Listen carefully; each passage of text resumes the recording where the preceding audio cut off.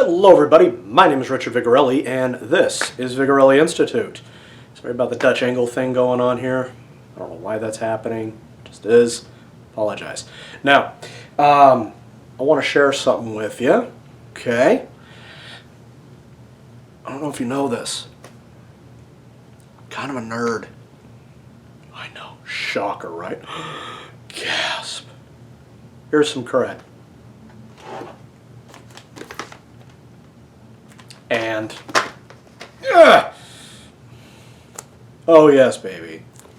Oh yes. Huge fan of the franchise. Absolutely love it.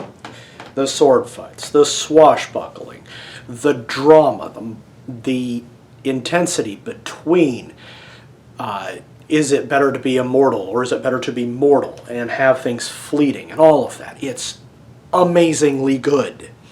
Okay? That being said, it's got its problems. Oh yes. See, one of the major issues that this arm of the franchise, shine, there we go, suffers from is the bad guys.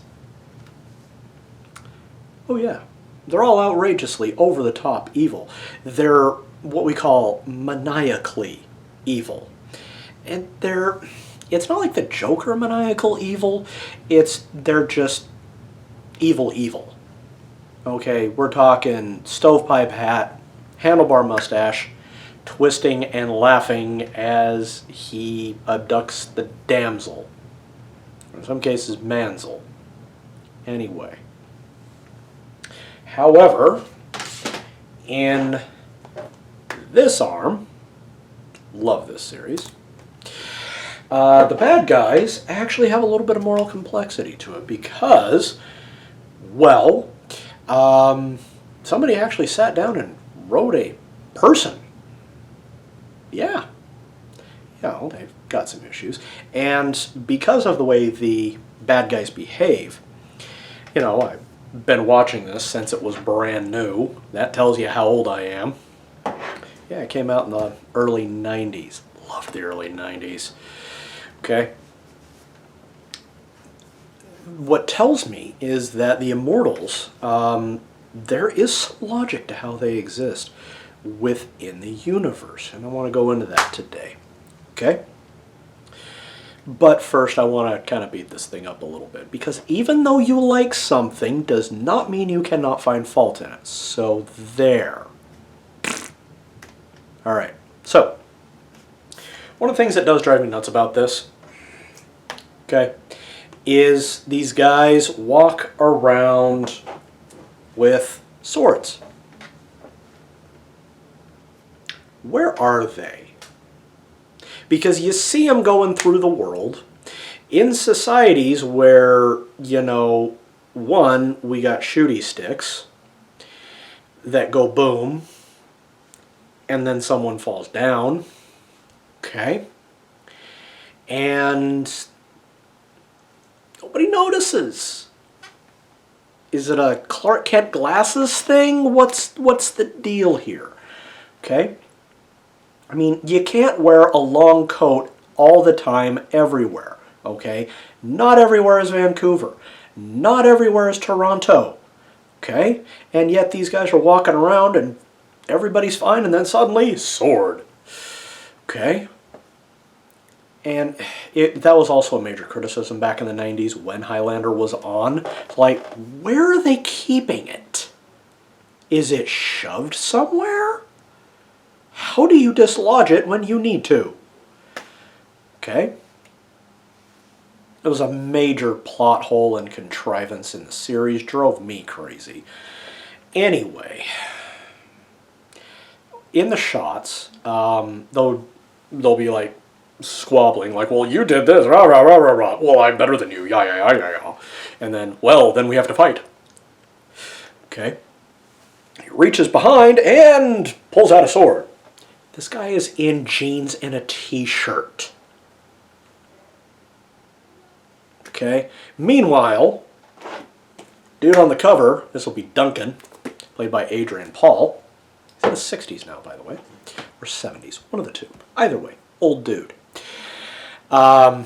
He's wearing this long coat, and he just reaches in and pulls out this razor-sharp katana with no sheath.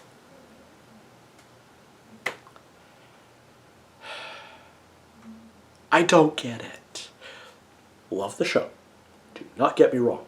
Oh, and then there's the other guys that are using axes. Yeah, like full-on Viking axes. You know, these things are huge. Got blades the size of my head. Okay? And yeah, they're just walking around with them, shoved somewhere. I have no idea. Still love the show, though. So good. Anyway. So near as I can figure, with the way the Immortals exist in this universe, is they're kind of analogous to the whole foundling thing, or like the changeling child. Okay? So like, you know, your child gets sick and you go and take it out of the woods, and then you come back later and you got a new one. Only it's not your child. Yeah. Okay? Or, you know, you're just kind of cruising along, you see this baby sitting there. I know, I'll take him home and adopt him, make him my own. And then he grows up and, well, gets into a fight.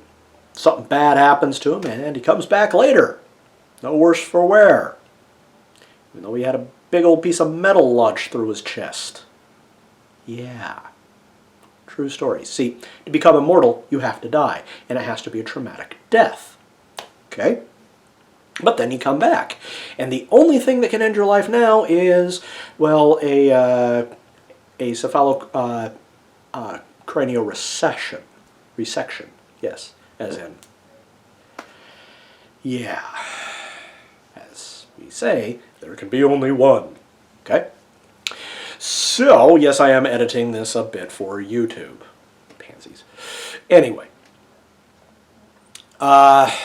So, obviously, dismemberment is permanent for them. So, logically, after a few hundred years, you might get called stubby. You know, you might lose a limb here and there, or a finger or 5. Okay? So, it'd probably be pretty obvious who the dudes that are immortal are. Okay? But here's the interesting thing.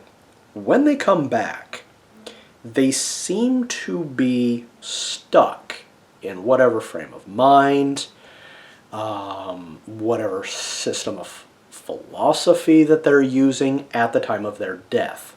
Okay? Now, our boy Duncan here, he died as a noble warrior, okay, fighting for his clan, right before the English took over, okay? So, you know, he's a bit of a wild Highlander type. And so he's got this huge sense of justice and wanting to help people. And the only reason to fight is to prevent more loss of life and, you know, secure freedom for people and so forth. Meanwhile, there's another character in here, and her series is right here. It's called Raven. Not the best. Okay, her name is Amanda. Okay, and she is a few hundred years older than Duncan. I believe in the lore of the show, she was French and a thief. And super duper flexible. Okay, well, she died doing something. I'm not sure what. And so now she's a perma-thief. Also an acrobat. Because flexible. Oh, yes. Anyway, there's others in here that they're like crazed lunatics that just want to, you know, watch the world burn and so forth. Another guy, there's one woman on here, she was an Irish revolutionary. And still an Irish revolutionary. Okay, he's got a little protege starting in season 1, moving into season 2, I think through season 2. Doesn't make it to season 3 if I remember correctly. His name's Richie. Well, Richie's a bit of a punk. He's in his early 20s at the start of the show, and, well, he gets off by a mugger and comes back. Okay? Well, he's, you know, working on turning his life around, you know, that Duncan's helping him out with, but he remains, you know, kind of a punk still, but with a good heart. Okay? So, I did a little bit of digging into the lore. Okay? Now it seems, and this is what I found, or partially headcanon, anyway, that the Immortals were created by some kind of heavenly influence thing to be the go-between between the gods and humans. Okay?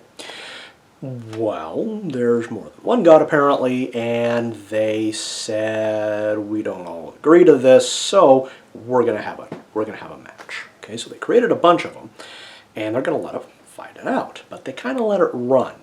Okay, so there's always going to re-perpetuate it until there is only one left. Okay, that one will then be vested with all the power, knowledge, and wisdom of the gods, and will be able to rule all of humanity. By the way, that's here. Yeah. Okay. By the way, we don't count the second movie as canon because it's crap. Seriously, it sucked. The third movie's not bad, but I'm digressing. So,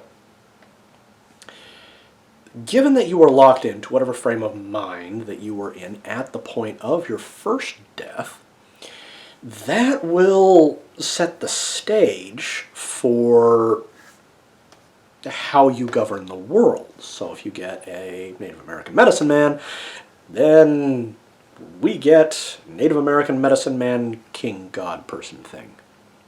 Okay? If we get noble warrior Highlander, then we get noble warrior Highlander chief god medicine man thing. Okay. I don't really think this is actually going to work statistically speaking. Okay. Now in the show, both of them, it is the time of what is called the Gathering, which is basically the gods are going, yeah, okay, I'm done playing. Let's move this along, shall we? Mortals to govern, thank you. Okay, so all of the Immortals are now being compelled to gather in one place and duke it out, see who's stronger. Now, here's the interesting bit. When an Immortal takes out another Immortal, they gain all the knowledge, strength, and power of the guy that they took out. Okay, you can only have one perf. You can only do a one-on-one fight, and for some reason you must announce each other's names. I don't see how that matters. But if you need a breather, you go to Holy Ground. Nobody will fight on Holy Ground. I don't know why. There's something in the lore I had it explained to me, like it nullifies the thing. It's called a quickening. It's where they gain the power and there's this lightning storm and it's super cool. If the person they took out is pretty powerful, it's that much more spectacular, apparently. Okay. Well, I still enjoy the show. So there. Okay. I do recommend it. And also Queen is really big on this. Their song, I've got two, Who Wants to Live Forever, and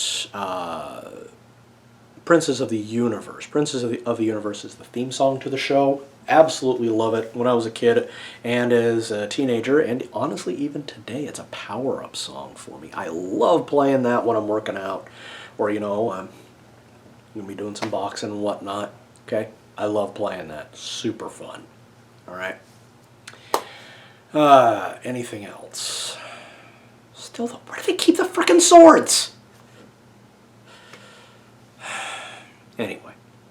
So, I'm right now, as I'm recording this, I am, I think, second disc, season 2? Let me thumb through here. Yep. Second disc, season 2. There's disc 3. Okay. I'm cracking on with it. And I haven't watched the Highlander, the original one yet in a while because, well, for one thing, I can get it on Prime, at least I could. And also, I'm busy with this. Okay, so there. All right. So, that's about all I've got for you on that. If you're new to the channel, hit that big red subscribe, leave a like, leave a comment. Feel free to share. Feel free to make fun of me in the comments. Come on. Come on. Okay. Also, if you like what I do and would like to support me, please visit my websites at vigintmed.com and vimandvigorelli.com. There I do Chinese astrological readings. I've got merchandise. I've got books. Yes, you've heard me talk about them. And also diagram some characters in previous videos that I've done and more to come. Oh yes. Book 2, by the way, is, as I record this, knee-deep in the beta reading right now. That means people are reading it for me and telling me why it sucks and how they think I can fix it. Hopefully Book 2 will be out for Christmas, which today is, checking the date, 7/16 as I'm recording. I might make it. Book 3, by the way. I just crossed the 14K threshold, and I'm sniffing the 15K threshold. I want to get 100K in there, but we'll see. I only have the makings of 3 plots active right now, so we'll see. All right. So, thank you guys very much. You take care. Bye-bye.